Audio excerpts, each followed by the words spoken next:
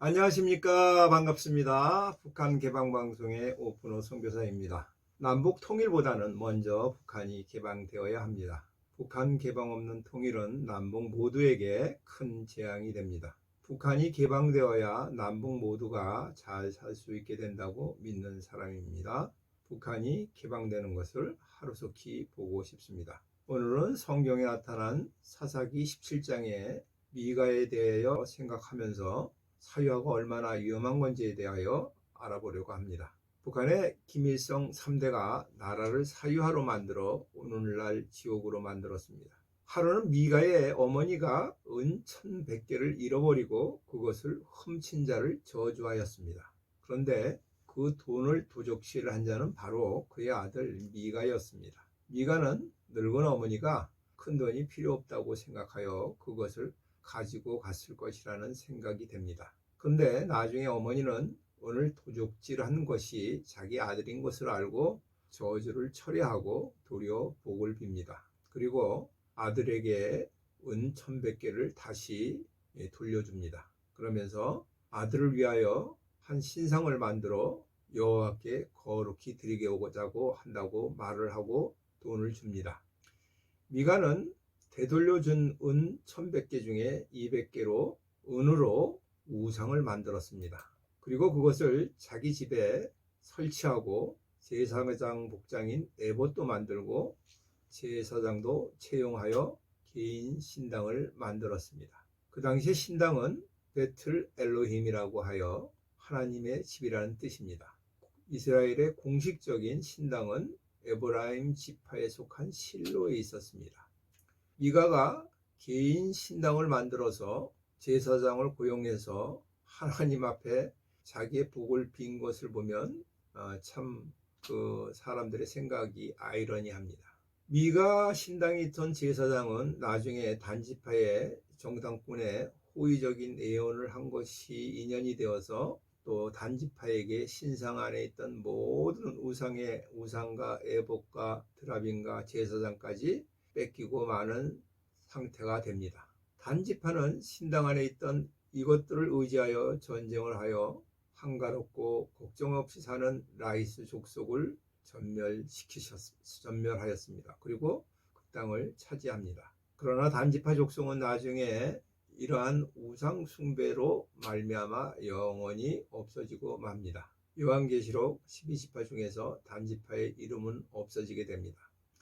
하나님을 대신한 우상을 숭배하는 자는 영생을 받지 못합니다. 대다수의 러시아 교회는 개척하면서부터 러시아 목사님들은 스스로 돈을 벌어서 교회를 운영합니다. 왜냐하면 교인 숫자도 적고 그들이 가진 돈도 없어 헌금을 제대로 하지 못하기 때문입니다.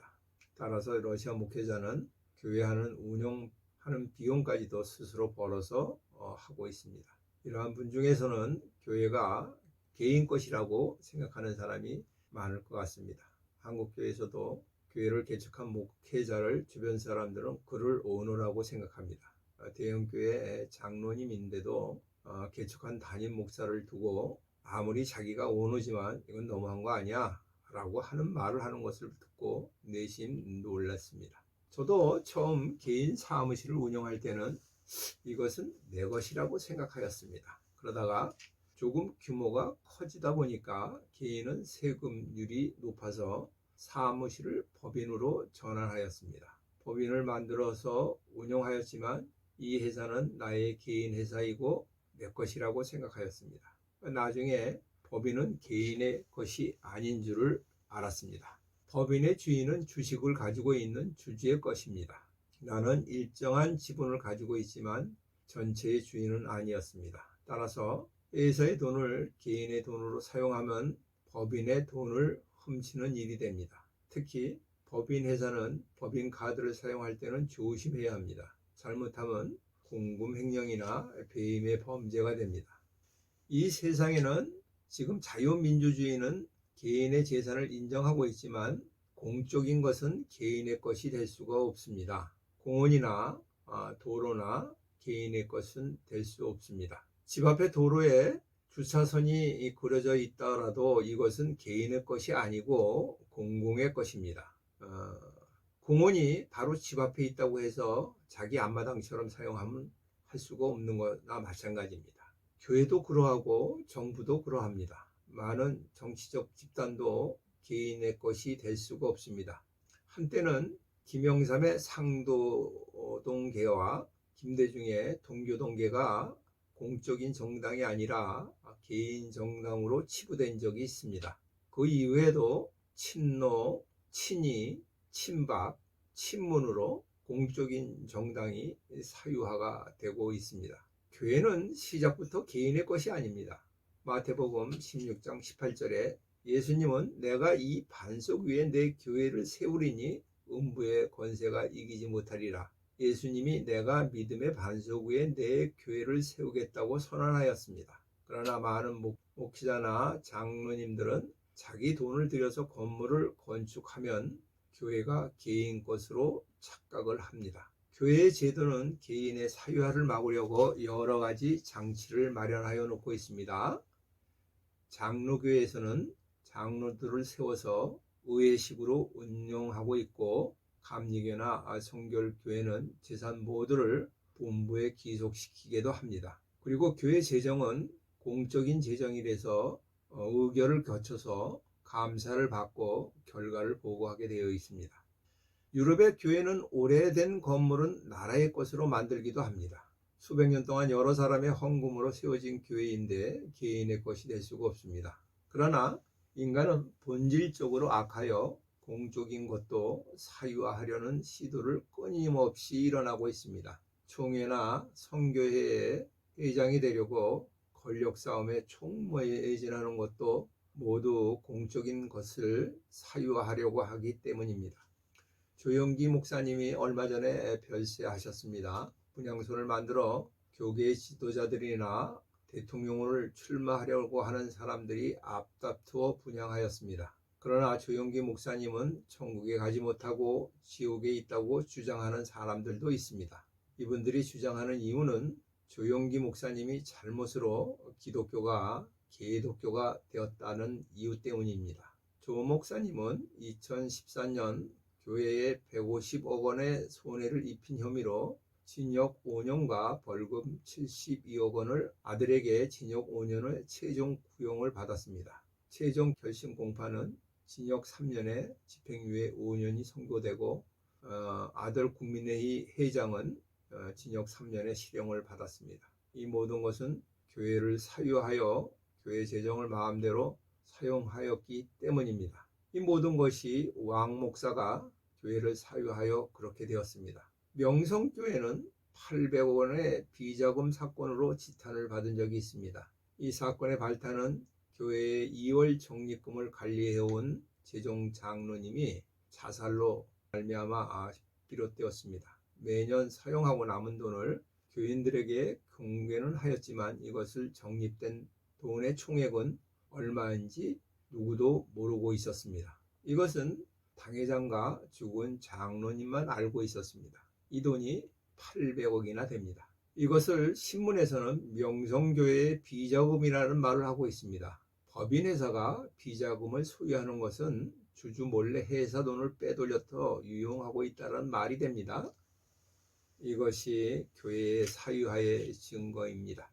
큰 교회에서 아들을 세습시키는 것도 교회의 사유화의 증거입니다. 교회 재정을 투명하게 밝히지 못하는 이유는 교회가 사유화가 되었기 때문입니다. 지금 연일 계속 방송에 보도되고 있는 대장동 비리 사건도 마찬가지입니다. 성남시가 권력을 사유화하여 일어난 사건이라고 생각합니다. 시장의 인사권과 행정력을 이용하여 천문학적인 돈을 개인들이 착복하게 만든 사건입니다. 그러나 여론조사를 보면 30%가 아직도 이재명을 지지하는 것을 보면 이들은 정부가 사유화가 되는 것을 용인하고 있는 사람들처럼 보입니다. 교회나 법인회사가 사유하는 것도 집단에 소속된 많은 사람들이 공공의 것을 개인의 사유화하는 것을 인정하기 때문에 일어나는 것입니다. 삼성은 이재용 회장의 것이 아닙니다. 교회는 담임 목사의 것이 아닙니다. 성남시는 개인의 것이 아닙니다. 한국 사회는 공공의 것이 사유할 수 없다는 것에 대하여 분명하지 못하면 우리도 북한같이 되고 맙니다. 공산주의 사회에서는 개인의 사유재산을 인정하지 않고 있습니다.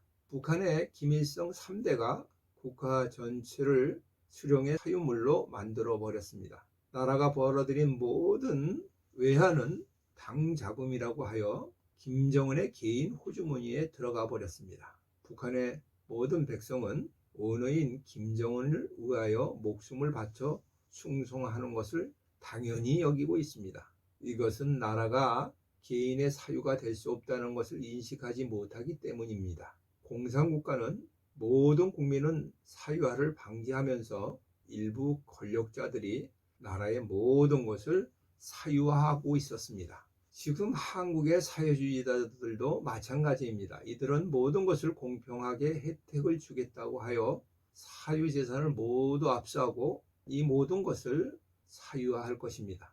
사탄은 사유화의 낚싯밥을 던져놓고 이것을 물어 사단의 노예로 만들려고 하고 있습니다. 평범한 사람도 사유화할 수 없는 것을 사유화하려고 합니다. 가정도 사유화가 될 수 없습니다. 가장이 온 가족과 동반 자살하는 경우가 있습니다. 이것은 가장이 온 집안 식구를 사유화하였기 때문입니다. 모임에서도 회장이 회의를 사유하려고 합니다.